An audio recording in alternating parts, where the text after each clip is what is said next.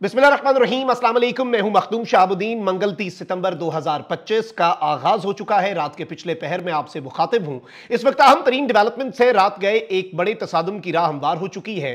तुर्की का बहरी बेड़ा गजा की जानिब रवाना है। इसराइल इसे रोकने के लिए तैयार है और तुर्की और इसराइल किस तरह से आमने सामने आ सकते हैं। तुर्की के ड्रोन्स इस वक्त हरकत में आ चुके हैं और रजब तैयब एर्दोआन ने बड़ा फैसला किया है, तो वहीं दूसरी जानिब इसराइल भी डिटर्मिंड है रास्ता रोकने के लिए। नाज़रीन किराम, गजा के अंदर जो एक इंसानी बहरान है और उस इंसानी बहरान के हवाले से आप जानते हैं कि वहां पर जो असिस्टेंस है, ह्यूमैनिटेरियन एड है, जो इमदाद है, वो उस तरीके से नहीं पहुंच पा रही पिछले कुछ अरसे से जिस तरीके से पहुंचनी चाहिए।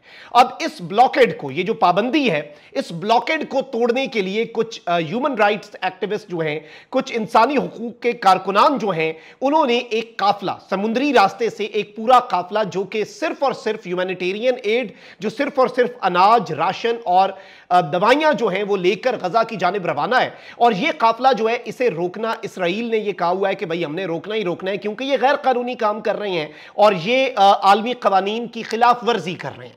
अब इस काफिले को नाज़रीन किराम खतरात जो हैं वो भी मौजूद हैं। और अब सूरत हाल क्या है, सबसे पहले तो आप इस चीज को समझें। करंट अफेयर्स ने इसके ऊपर एक पूरा आर्टिकल लिखा है कि why Israel is so determined to stop the Sumud flotilla. ये जो फ्लोटिला है, ये जो पूरा काफिला है, इसे रोकने के लिए इस वक्त जो इसराइल है वो इतना डिटर्मिन्ड क्यों है। एक तरफ तो इस पर बात हो रही है, फिर यहां पर बहुत सी मसाइल जो हैं वो इस काफिले को in the past few days हमने देखा कि उठाने पड़े।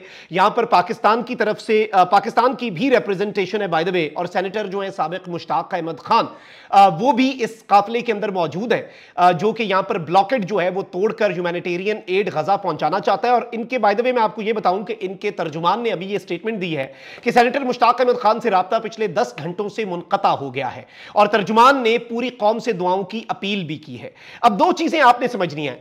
तकरीबन कल रात की यह खबर है कि स्पेन और इटली जो है उन्होंने भी अपनी शिप्स भेजी और ये शिप्स जो है, इनका मकसद ये था कि ये जो समुद फ्लोटिला है जो गजा की तरफ रवा दवा है उसे प्रोटेक्ट करें। अब इंपॉर्टेंट तरीन चीज ये है नाज़रीन कराम के बहुत से ममालिक ऐसे हैं जिनके समुद्रों से ये गुजर रहे हैं, क्योंकि आपको पता है कि वेस्ट के अंदर भी अब जो अवाम का प्रेशर है वो बहुत बढ़ता जा रहा है और बहुत सी वेस्टर्न कंट्रीज, बहुत सी यूरोपियन कंट्रीज ने भी फलस्तीन को अभी रिसेंटली आजाद रियासत तस्लीम किया। अब अहम तरीन चीज यह है नाज़रीन कराम कि ये जो पूरा एड फ्लोटिला है, इसके पैसेज में से जब ये शिप्स गुजर रही हैं, इवन जो ग्रीक वॉरशिप है, ग्रीस की, यूनान की, उन्होंने भी अपनी यहां पर वॉरशिप भेजी ताकि इसे कंट्री के टेरिटोरियल वाटर्स में से, जो उस मुल्क के करीब से जब ये गुजर रही है और उनकी टेरिटरी में से जब ये काफिला गुजर रहा है, तो वो इसे प्रोटेक्ट कर सकें। प्रोटेक्ट किससे कर सकें, ये एक बड़ा अहम सवाल है और कौन इन्हें रोकना चाहता है, ये उससे भी ज्यादा अहम सवाल है जिसका जवाब सबको पता है। फिर नाज़रीन किराम, स्पेन और इटली की जो शिप्स हैं उनके हवाले से भी ये खबर आई कि ये जो शिप्स हैं ये बाज़ाब्ता तौर पर जो है ये रवाना हुई ताकि ये इंटरनेशनल वाटर्स के अंदर इस पूरे काफिले की हिफाजत कर सकें।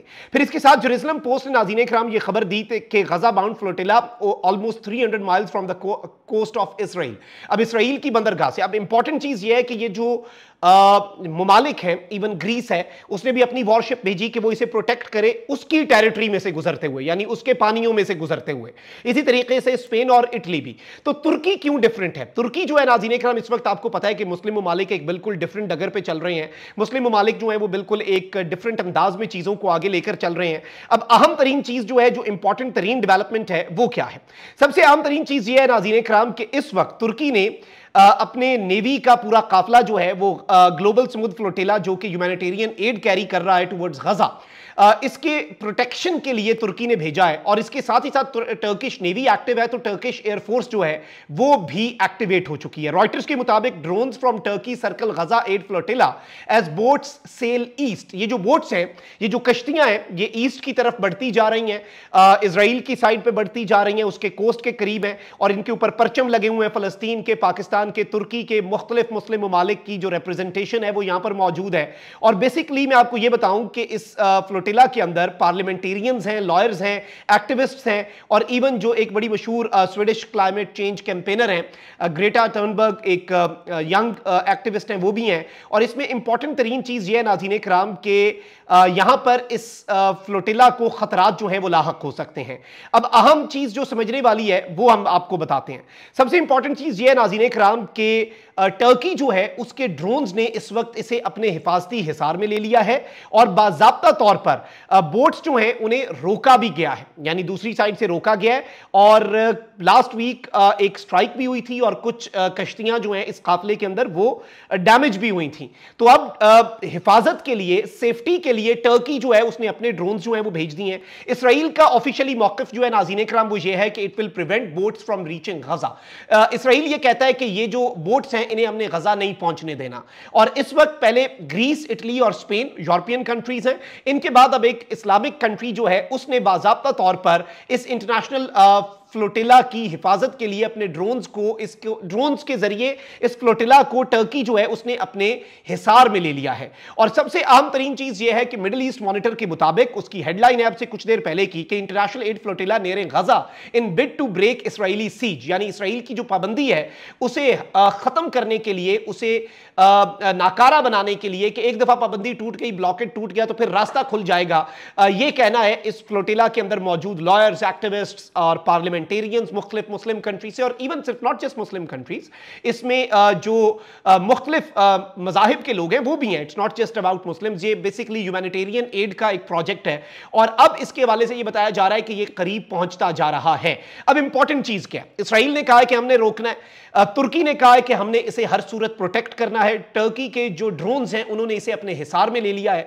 अब जाहिर बात है कि इस फ्लोटिला के ऊपर लास्ट भी एक स्ट्राइक हुई थी ड्रोन और इसमें डैमेज भी हुई थी कश्तियां कुछ, और अभी भी इस हवाले से कुछ खदशात जो हैं वो जाहिर किए जा रहे हैं। सो ये इस वक्त एक बड़ा क्रूशल पॉइंट बन चुका है, ये चीज आपने ज़हन में रखनी, it is very very very crucial right now. और ये मामला जो है ये हम तो यही दुआ करेंगे कि भाई जहां जहां पर सेफ तरीके से ह्यूमैनिटेरियन एड पहुंच सकती है वहां पर बिल्कुल पहुंचनी चाहिए, और जो लोग पहुंचा रहे हैं उनकी सेफ्टी और वेलबींग जो है वो भी बहुत जरूरी है, क्योंकि ये लोग दहशतगर्द तो है नहीं, ये लोग कोई किसी तंजीम से तो इनका ताल्लुक नहीं है, ये लोग ह्यूमैनिटेरियन एड लेकर जा रहे हैं, कोई हथियार तो लेकर नहीं जा रहे। यानी वहां पर अगर ग़ज़ाई किल्लत है, वहां पर अगर एक क्राइसिस की सी सूरत हाल है, वहां पर लोगों को बेसिक फैसिलिटीज नहीं मिल रही, तो ये बेसिकली जो फ्लोटिला है ये वो सब कुछ लेकर अगर जा रहा है। और अब सब के अंदर इटली, स्पेन, ग्रीस के बाद टर्की जो है वो खुलकर मैदान में आया है और टर्की ने एक तरह से इसके दिफा की जिम्मेदारी जो है वो उठा ली है। यानी टर्की कह रहा है कि हमने इस फ्लोटिला को, इस काफिले को कुछ नहीं होने देना पानियों के अंदर। इसराइल कह रहा है कि हम इस काफिले को रोकेंगे ही रोकेंगे। सो लेट्स सी कि चीजें कहां पर जाकर रुकती हैं, लेकिन एक चीज बहुत क्लियर है कि ये मामला जो है ये आगे बढ़ेगा और इसमें बहुत सी चीजें जो हैं वो in the next few hours, क्योंकि अब ये मामला it is just a matter of few hours, ये पिछले बड़े अरसे से चल रहा है, पिछले हफ्ते ये डैमेज हुई कुछ कश्तियां, लेकिन अब ये बिल्कुल अपने मंतकी अंजाम के करीब है और जो मंजिल मकसूद है उस तक पहुंचना इस वक्त बहुत ज्यादा करीब है। इसलिए इसराइल की तरफ से भी इसे रोकने के लिए एफर्ट्स किए जा सकते हैं। टर्की ऑलरेडी मैदान में है और यहां से कुछ ना कुछ हो सकता है और कुछ चीजें जो हैं वो एस्केलेट भी, हम तो ये चाहेंगे कि ना हो और हर चीज पुरअमन तरीके से हो, लेकिन एस्केलेशन जो है उसे भी हम रूल आउट नहीं कर सकते। अपना बहुत ख्याल रखें। निगरान पाकिस्तान जिंदाबाद।